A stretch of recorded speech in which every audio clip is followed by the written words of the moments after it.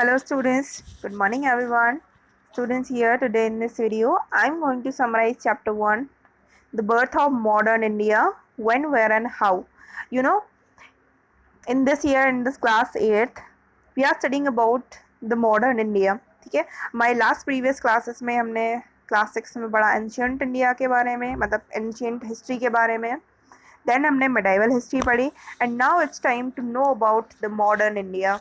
ठीक है, जो आप मॉडर्न चेंजेस हमारे इंडिया में देख रहे हो, हम इतना फ्री हो चुके हैं, पहले तो इंडिपेंडेंस हमको मिली. So how and what consequences, what problems we face to get independence from the British.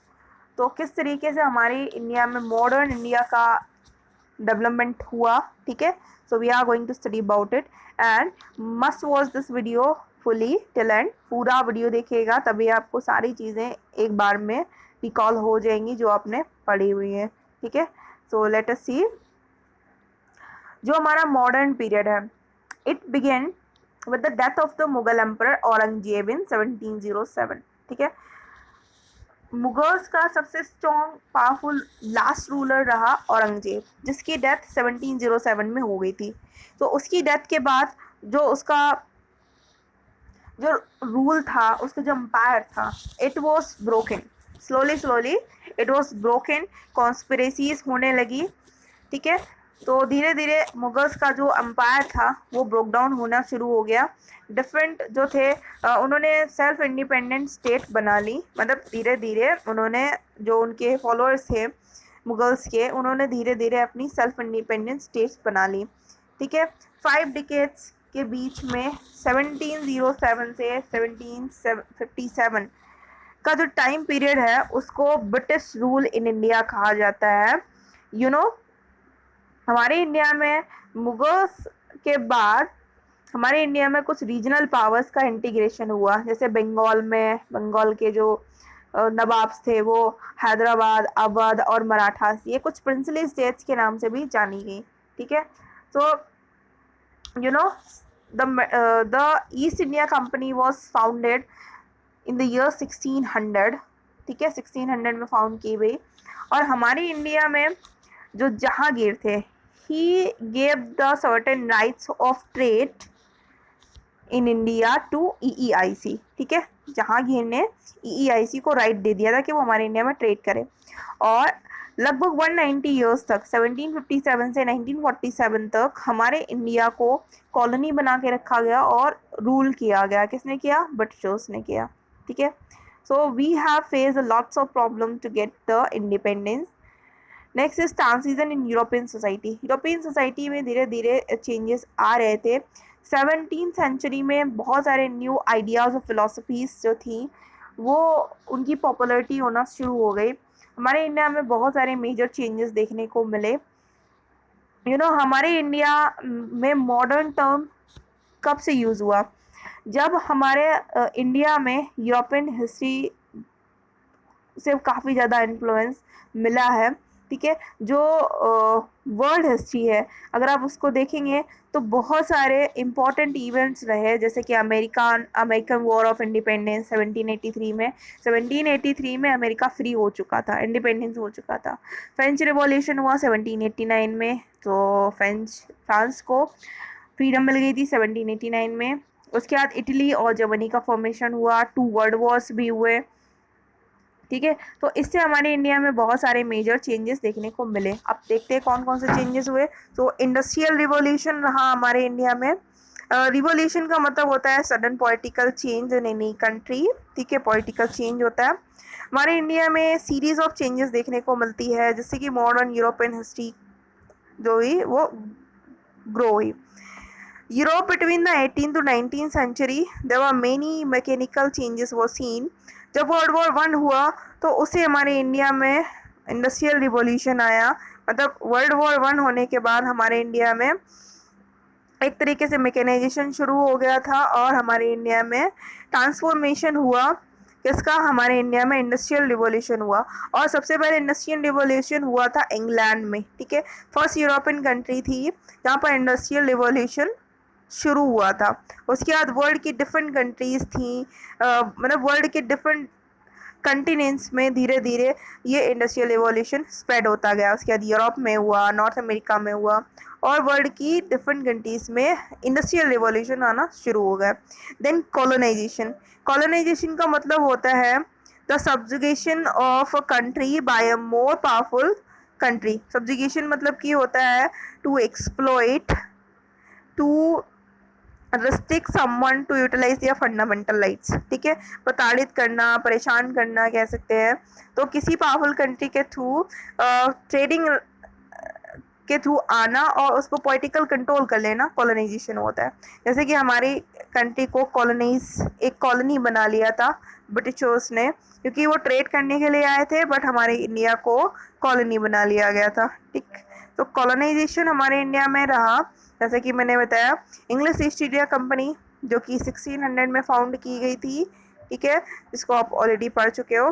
तो जहांगीर ने इसको ट्रेडिंग राइट्स किए थे हमारे इंडिया में रूल करने के लिए, एक रॉयल फरमान के थ्रू। रॉयल फरमान मतलब होता है रॉयल ऑर्डर।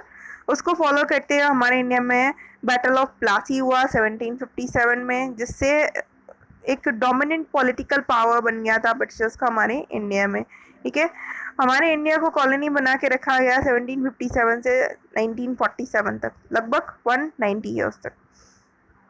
मेजर चेंजेस जैसे जोग्राफिकल चेंजेस हुए, जैसे कि मैंने बताया मुगल्स के टाइम पर जो क्या था, पूरा इंडिया जो था वो एक रूल में आता था, लेकिन जो डिफरेंट प्रोविंसेस थी वो अलग हो गई जब औरंगजेब की डेथ हो गई थी। ठीक है, औरंगजेब की डेथ के बाद चेंजेस आने शुरू हो गए। देन पॉलिटिकल चेंजेस रहे। पॉलिटिकल चेंजेस मतलब कि गवर्नमेंट जो थी उसके रूल में चेंजेस आए। तो पहले तो ब्रिटिश रूल हमारे इंडिया में स्टैब्लिश हो गया था 1857 के बाद से। ब्रिटिश गवर्नमेंट ने कंट्रोल कर लिया था हमारी इंडिया पर और 1947 तक रहा। ठीक है, एक स्ट्राइकिंग पॉलिटिकल डेवलपमेंट देखने को मिला हमको इस टाइम पीरियड में। और उसके बाद इंडियन नेशनलिज्म। इंडियन नेशनलिज्म एक फीलिंग होती है, मतलब नेशनलिज्म का मतलब ये होता है the feeling of oneness of one identity. तो हमारे इंडिया में एक रिवोल्ट हुआ 1857 में, जिसको द रिवोल्ट ऑफ 1857 कहा जाता है, जो कि हमारे इंडिया के फ्रीडम या इंडिपेंडेंस का पहला स्ट्रगल माना जाता है। ठीक है, यहीं से हमारे इंडिया को एक वन आइडेंटिटी दिलाने के लिए, एक यूनिटी बनाने के लिए वो स्ट्रगल्स शुरू हो गए थे। इकोनॉमिक चेंजेस देखे गए, तो जैसा मैंने बताया कि हमारे इंडिया में लैंड रेवेन्यू सिस्टम जो था उसको इम्प्रूव किया गया, ब्रिटिशर्स ने इम्प्रूव किया। Means it was particular amount which was fixed at a very high interest, at a very high rates, जहाँ पर लोगों को एक पर्टिकुलर जो फिक्स अमाउंट है वो ब्रिटिशर्स को पे करना होता था। ठीक है, तो इस तरीके से हमारे इंडिया में मेजर इकोनॉमिकल चेंजेस देखने को मिले। देन कल्चरल चेंजेस है। Cultural changes means during the medieval period, during the rule of Aurangzeb and after that मेरे social levels were there in India practice. ठीक है, हमारे इंडिया में बहुत सारी सोशल इवल्स थी, like untouchability, there were no rights women to learn, there were widow, no widow remarriage, child marriage, this type of problems were there in India। मतलब cultural practices जो थी बहुत रिगिड थी, जिससे कि ब्रिटिशर्स के आने के बाद हमारे इंडिया में चेंजेस देखने को मिले।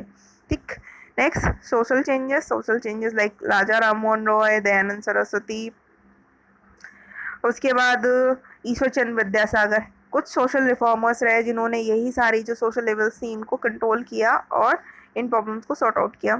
Modern India and colonial perspective. हमारे इंडिया में जो मॉडर्न पीरियड शुरू हो चुका था ब्रिटिशर्स के आने के बाद, और ब्रिटिशर्स से पहले टाइम पीरियड को डार्क एरा कहा जाता है।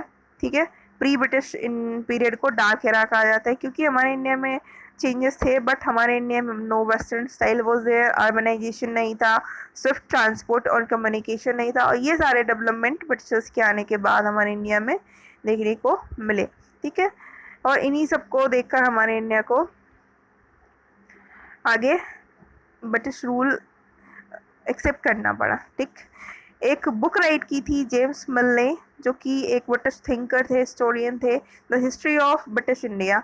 मतलब उन्होंने हमारे इंडियन हिस्ट्री को रिलीजन के बेसिस पर 3 पीरियड्स में डिवाइड कर रखा था, Hindu, Muslim and British, but it was not wide spread accepted. इसको ग्लोबली एक्सेप्ट नहीं किया गया क्योंकि ये रिलीजन के बेसिस पर था। फिर उसको आगे चल के कुछ हिस्टोरियंस ने एंशियंट मिडाइवल एंड मॉडर्न में डिवाइड किया। What are the sources of studying modern Indian history? Modern Indian history को स्टडी करने के क्या सोर्सेज हैं? वैसे तो हमारे पास हिस्ट्री को स्टडी करने के दो टाइप के सोर्सेज होते हैं, आर्कियोलॉजिकल और literary. But modern Indian history के क्या है? Administrative records. The British government make they prepare the records of every official information. ठीक है, हर ऑफिशियल प्रैक्टिस की एक प्रॉपर डिटेल रखी जाती थी, रिटन रिकॉर्ड्स होते थे। उन रिटन रिकॉर्ड्स को लेटर्स, नोटिस और रिपोर्ट्स, मेमोज के थ्रू आर्चीव्स में रखा जाता है। आर्चीव्स मतलब कि एक डॉक्यूमेंट्स रूम होते थे जहाँ पर ये चीज़ें रखी जाती थी। Then books. Books 15th century में जॉन्स गुटेनबर्ग ने हमारे इंडिया में प्रिंटिंग प्रेस इन्वेंट की, जिससे कि एक बहुत बड़ा चेंज देखने को मिला। बहुत सारे न्यूज़पेपर, बुक्स, मैगजीन्स और जर्नल्स पब्लिश किए गए। ठीक है, जिसमें स्टार्टिंग में नेहरू और गांधी जी की जो स्पीचेस थी उनको कलेक्ट करके रखा गया। ठीक है, दादा भाई नौरोजी उन्होंने एक बुक राइट की, party and the un-British rule in India, जिसमें उन्होंने ब्रिटिश गवर्नमेंट की इकोनॉमिक पॉलिसीज के बारे में लिखा। प्रेमचंद जिन्होंने काफ़ी सारे नॉवेल्स राइट किए, जैसे गोदान गबन, तो आपने सुने ही होंगे। ठीक है, और उसके बाद एक प्ले था Neel Darpan, which was written by Dinabandhu Mitra, जिसमें उन्होंने हाईलाइट किया है इंडिगो प्लांटेशंस में वर्कर्स की एक्सप्लॉइटेड कंडीशंस को। मतलब कि इंडिगो प्लांटेशंस में, इंडिगो जहाँ पर कल्टीवेट होता है, वहाँ वर्कर्स को किस तरीके से एक्सप्लॉइट किया जाता था। ठीक, और उसके बाद ऑटोबायोग्राफीज और बायोग्राफीज का इम्पोर्टेंट रोल था। इसमें महात्मा गांधी, जवाहरलाल नेहरू, जिन्होंने काफ़ी एक्सट्रीमली इम्पोर्टेंट रोल प्ले किया हमारी इंडियन हिस्ट्री को जानने में, मतलब इंफॉर्मेशन मिलती है। उसके बाद न्यूज़पेपर, मैगजीन, लेटर्स और पैम्पलेट्स जो थे, they were print throughout India in different languages. हर रीजन में न्यूज़पेपर प्रिंट होता था, मैगजीन्स आती थी पीरियोडिकली, एनुअली। ठीक है, और लेटर्स और पैम्पलेट्स प्रिंट होते थे, वो कि एक पर्टिकुलर रीजन में रीजनल लैंग्वेज पर होते थे। Then photographs and printing statues. ठीक है, फोटोग्राफ्स भी प्रिंट होने लगी, फिल्म्स बनाई जाने लगी। हमारे इंडिया में रिचर्ड अटेनबर्ग ने एक मूवी बनाई थी गांधी, जिसमें उन्होंने एक्चुअल न्यूज़ रील किया था गांधी जी के विजिट पर, जो जब गांधी जी मैनचेस्टर आए थे। ठीक, और उसके बाद एक दूसरी मूवी थी जिसका नाम था Achhut Kanya. It was the story of untouchable girl and a women boy. ठीक है, next, this is an important thing which I have already explain you. यहाँ पर दिया हुआ है कुछ न्यूज़पेपर और पीरियोडिकल्स के नेम, और दूसरा दिया हुआ है फाउंडर और एडिटर्स के name. This is very important just because in the perspective of your upcoming exams and tests you all must have to know about it. ठीक है, वैसे तो सारे important but let's see. Kesari, Bal Gangadhar Tilak he founded and edited the Kesari, और बाल गंगा तिलक को केसरी कहा भी जाता है। Harijan, it was founded by edited by the Mahatma Gandhi. Young India, it was related to Mahatma Gandhi. Next is new India, जो कि एनी बेसेंट से रिलेट करती है, इंग्लिश लैंग्वेज में कंपोज की गई थी। Vande Mataram, it was introduced by Bipin Chandra Pal and Aurobindo Ghosh. Sudharak, G Agarkar and G Gokhale. Al Hilal, Maulana Abul Kalam Azad. Hindustan Times जो एक न्यूज़पेपर है, उसको फाउंड किया था सुंदर सिंह लीलापुरी ने। ठीक है, उसके बाद जो हमारा एक बुक थी स्टेट्समैन, ठीक है, न्यूज़पेपर था, उसको रॉबर्ट नाइट ने इंग्लिश लैंग्वेज में एडिट किया था। ठीक है, उसके अलावा हमारे पास काफ़ी मोनूमेंट्स हैं जो कि इंफॉर्मेशन देते हैं हमको हमारे मॉडर्न हिस्ट्री के बारे में। The parliament, the India Gate, these are the important architectural features of the modern history. ठीक है, जो राष्ट्रपति भवन है, पार्लियामेंट है, बिरला हाउस है जिसमें गांधी जी को गोली मारी गई थी। ठीक है, तो ये सारे जो आर्किटेक्चरल फीचर्स जो हैं, ये हमें उस टाइम पीरियड के बारे में बताते हैं, और इन पर इन्फ्लुएंस देखने को मिलता है इंडिया और ब्रिटिश का। ठीक है, so these are some sources which gives us information about the Indian history, and I hope you all have understood about everything which you have learnt in this chapter. Still, if you have any doubt, you can ask it to me, so comment me on, and thank you.